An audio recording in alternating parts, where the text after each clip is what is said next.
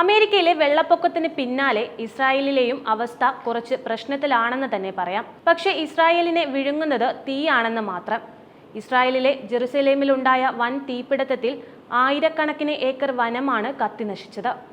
ആഗോളതലത്തിൽ പലയിടങ്ങളിലും സംഘർഷ സാഹചര്യങ്ങൾ ഉടലെടുത്ത് രാഷ്ട്രീയ അരക്ഷിതാവസ്ഥകൾ മുളപൊട്ടി വരുമ്പോൾ മിക്കയിടത്തും കാണുന്ന ഒരു പ്രധാന സാന്നിധ്യമാണ് അമേരിക്കയും പ്രസിഡന്റ് ഡൊണാൾഡ് ട്രംപും. എല്ലായിടത്തും ഇടപെട്ട് മെയിൻ റോൾ കളിക്കുന്ന അമേരിക്കയ്ക്ക് കിട്ടിയ പണി പക്ഷേ ഇതൊന്നുമല്ല. സാമ്പത്തിക മാന്ദ്യത്തിലേക്ക് കൂപ്പുകുത്താനൊരുങ്ങുന്ന ഒരു സാമ്പത്തിക സ്ഥിതിയും ജനപ്രീതി വളരെയധികം കുറഞ്ഞ ഒരു പ്രസിഡന്റും കലിതുള്ളി നിൽക്കുന്ന പ്രകൃതിയുമൊക്കെയാണ് അവിടുത്തെ പ്രതിസന്ധികളായി മാറിയിരിക്കുന്നത്. കാട്ടുതീയും ചുഴലിക്കാറ്റുമൊക്കെ ആഞ്ഞു വീശിയ അമേരിക്കയിലെ പ്രകൃതിയുടെ കോപം ഇപ്പോഴും തീർന്നിട്ടില്ലെന്നാണ് പുറത്തുവരുന്ന റിപ്പോർട്ടുകൾ വ്യക്തമാക്കുന്നത്.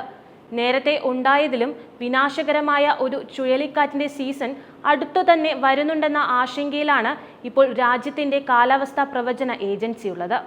അതുമാത്രമല്ല, നാഷണൽ വെതർ സർവീസ് ജീവനക്കാരുടെ ക്ഷാമം നേരിടുന്നതും പല ഓഫീസുകളിലും പരിചയസമ്പന്നരായ അധികൃതർ ഇല്ലാത്തതും സമയബന്ധിതമായ തീരുമാനങ്ങൾ അറിയിക്കുന്നതിൽ തടസ്സം വരുത്തിയേക്കാമെന്ന ആശങ്കയും ഏജൻസി പങ്കുവയ്ക്കുന്നുണ്ട്. ന്യൂയോർക്ക്, ക്ലീവ്ലാൻഡ്, ഹ്യൂസ്റ്റൺ, ഡാംബ എന്നിവിടങ്ങളിൽ ഉൾപ്പെടുന്ന പ്രധാന നഗരങ്ങളാണ് ചുഴലിക്കാറ്റ് ബാധിക്കാൻ സാധ്യതയുള്ള ഇടങ്ങൾ. നിലവിലെ അമേരിക്കയിലെ കാലാവസ്ഥ വളരെ മോശം സ്ഥിതിയിലാണ് കടന്നുപോയിക്കൊണ്ടിരിക്കുന്നത്.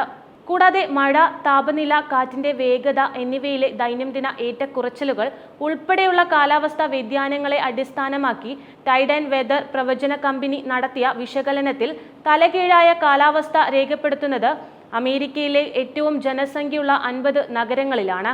കാലാവസ്ഥാ നിരീക്ഷണ കേന്ദ്രങ്ങളിൽ നിന്നുള്ള ഡാറ്റ ഉപയോഗിച്ച് ടൈഡ് ചാർട്ടിലെ വിദഗ്ധർ ഒരു കാലാവസ്ഥാ പ്രവചനാതീതമായ സൂചിക വികസിപ്പിച്ചെടുത്തിരുന്നു. ഒക്ലഹോമ ആണ് ഏറ്റവും കൂടുതൽ കാലാവസ്ഥാ പ്രതിസന്ധികൾ നേരിടുന്നത്. ഒക്ലഹോമ സിറ്റിക്ക് തൊട്ടുപിന്നിൽ നെബ്രാസ്കയിലെ ഒമാഹയാണുള്ളത്. ഒമാഹയിൽ ഏറ്റവും തീവ്രമായ ശരാശരി താപനില വ്യതിയാനങ്ങളാണ് രേഖപ്പെടുത്തുന്നത്. ഏതൊരു ദിവസവും 20 ഡിഗ്രിയിൽ കൂടുതൽ ഏറ്റക്കുറച്ചിലുകൾ ഇവിടെ ഉണ്ടാകാറുണ്ട്. ഏറ്റവും പ്രവചനാതീതമായ സംസ്ഥാനങ്ങളിൽ താമസിക്കുന്ന ആളുകൾ ദൈനംദിന വെല്ലുവിളികൾ നേരിടാൻ സാധ്യതയുണ്ടെന്നും ഒക്ലഹോമ സിറ്റിയിലെയും ഒമാഹയിലെയും നിവാസികൾ പെട്ടെന്നുള്ള കാലാവസ്ഥാ വ്യതിയാനങ്ങൾക്ക് തയ്യാറെടുത്തുകൊണ്ടിരിക്കുകയാണെന്നും ടൈം ചാർട്ടിന്റെ സ്ഥാപകനായ റയാൻ ബ്ലണ്ടൻ കണ്ടെത്തലുകൾക്ക് ശേഷമുള്ള മുന്നറിയിപ്പിൽ പറഞ്ഞിരുന്നു. ദൈനംദിന താപനിലയിലും കാറ്റിലും മഴയിലും വലിയ ഏറ്റക്കുറച്ചിലുകൾ കാണുന്ന മിനിയാപോളിസ്, ഇന്ത്യാനാപോളിസ്, ചിക്കാഗോ, ഫോർട്ട് വർത്ത് എന്നീ നഗരങ്ങൾക്കും മുന്നറിയിപ്പ് ബാധകമാണ്. അതേസമയം കാലാവസ്ഥാ ഏജൻസികളിൽ ആവശ്യത്തിന് ഉദ്യോഗസ്ഥർ ഇല്ലാത്തത് കാലാവസ്ഥാ പ്രതിസന്ധിക്ക് കൂടുതൽ വെല്ലുവിളി ഉയർത്തുകയാണിപ്പോൾ.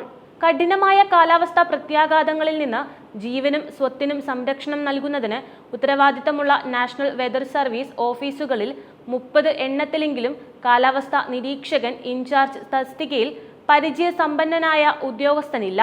ന്യൂയോർക്ക് സിറ്റി, ക്ലീവ്ലാൻഡ്, ഹ്യൂസ്റ്റൺ, ടാംബ തുടങ്ങിയ പ്രധാന ജനവാസ കേന്ദ്രങ്ങളിലെ ഓഫീസുകളും ഇതിൽ ഉൾപ്പെടുന്നുണ്ട്. ചുഴലിക്കാറ്റ് സാധ്യതയുള്ള ഹ്യൂസ്റ്റൺ ഗാൽവെസ്റ്റൺ പ്രവചന ഓഫീസിൽ ഒരു മാനേജർ പോലുമില്ല. അതിനിടയിൽ വെള്ളപ്പൊക്ക ഭീഷണിയിൽ വലയുകയാണ് വടക്കൻ ടെക്സസിലെയും ഒക്ലഹോമയിലെയും ജനങ്ങൾ. സമീപ ദിവസങ്ങളിൽ പ്രദേശത്ത് പെയ്ത കനത്ത മഴ സ്ഥിതി വഷളാക്കുകയായിരുന്നു. 3 ദശലക്ഷത്തിലധികം ആളുകളാണ് ഇവിടെയുള്ളത്. അതുകൂടാതെ ഹെലികോപ്റ്ററുകളും വിമാനങ്ങളും തീ നിയന്ത്രണ വിധേയമാക്കാനുള്ള ഉദ്യമത്തിൽ പങ്കെടുത്തിട്ടുണ്ടെന്നും രാജ്യത്തെ സൈന്യവും തിരച്ചിലിനും രക്ഷാപ്രവർത്തനത്തിനും സഹായിക്കുന്നുണ്ടെന്നും ഇസ്രായേലി അധികൃതർ അറിയിച്ചിരുന്നു. ദേശീയപാതകൾ ഉൾപ്പെടെ പ്രധാന റോഡുകളെല്ലാം ഇസ്രായേൽ അടച്ചിരുന്നു. ഇസ്രായേലിന് ഒറ്റയ്ക്ക് നിന്നുള്ള പ്രതിരോധം വെല്ലുവിളി ഉയർത്തിയതോടെ Italy, Croatia, Spain, France, Romania എന്നീ രാജ്യങ്ങൾ തീ അണയ്ക്കാൻ വിമാനങ്ങൾ അയച്ചിരുന്നു. കൂടാതെ നോർത്ത് മാസിഡോണിയ, സൈപ്രസ് തുടങ്ങിയ രാജ്യങ്ങൾ വെള്ളം ഒഴിക്കുന്ന വിമാനങ്ങളും ഇസ്രായേൽ എത്തിച്ചിരുന്നു. അടിക്കടി അഗ്നിബാധയുണ്ടാകുന്ന ഒരു രാജ്യം തന്നെയാണ് ഇസ്രായേൽ. കാട്ടുതീ ഇസ്രായേലിൽ നിത്യ കാഴ്ചയാവുന്നതിനെക്കുറിച്ച് 2022 പരിസ്ഥിതി മന്ത്രാലയം വിശദമായ റിപ്പോർട്ട് തയ്യാറാക്കിയിരുന്നു. രാജ്യത്തെമ്പാടും തുറന്ന പ്രദേശങ്ങളുടെ വിസ്തൃതി കുറയുന്നുവെന്നും ഇത് കാട്ടുതീക്ക് കാരണമാവുന്നുവെന്നും ഇസ്രായേലിന്റെ നാഷണൽ എക്കോസിസ്റ്റം പ്രോഗ്രാം തയ്യാറാക്കിയ വാർഷിക റിപ്പോർട്ടിൽ വ്യക്തമായ കാര്യമാണ്.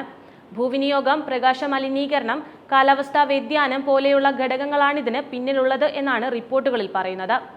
2017 മുതൽ 2020 കാലയളവിൽ ഇസ്രായേലിൽ പ്രതിവർഷം ശരാശരി 30 സ്ക്വയർ കിലോമീറ്റർ എന്ന തോതിലുള്ള പ്രദേശമാണ് നഷ്ടമായത്. ഇസ്രായേലിലെ ബീച്ചുകളുടെ 78% പ്രകാശ മലിനീകരണം നേരിടുമ്പോൾ ചില നഗരങ്ങളിൽ രാത്രികാലത്തും അതിഭീകരമായ പ്രകാശ സംവിധാനങ്ങളാണ് ഉപയോഗിക്കുന്നത്. ഇതോടൊപ്പം തന്നെ കാട്ടുതീ സംഭവങ്ങളുടെ തോതും തീവ്രതയും ഉയർന്നിട്ടുണ്ട്.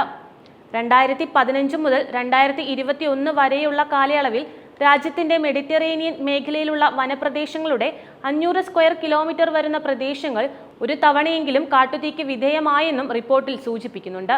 ഇതേ കാലയളവിൽ രാജ്യത്തിന്റെ പുൽപ്രദേശങ്ങളുടെ കാൽഭാഗവും നാശം അഭിമുഖീകരിച്ചു. 2010 വടക്കൻ ഇസ്രായേലിലെ മൗണ്ട് കാർമലിൽ 4 ദിവസത്തേക്ക് പടർന്ന ഒരു വലിയ കാട്ടുതീയിൽ 44 പേർ കൊല്ലപ്പെടുകയും ഏകദേശം 12,000 ഏക്കർ കത്തി നശിക്കുകയും ചെയ്തിരുന്നു. അതിൽ ഭൂരിഭാഗവും വനപ്രദേശമായിരുന്നു. അതിനുശേഷമുണ്ടായ ഏറ്റവും വലിയ കാട്ടുതീയാണ് ഇതെന്നാണ് വിലയിരുത്തൽ.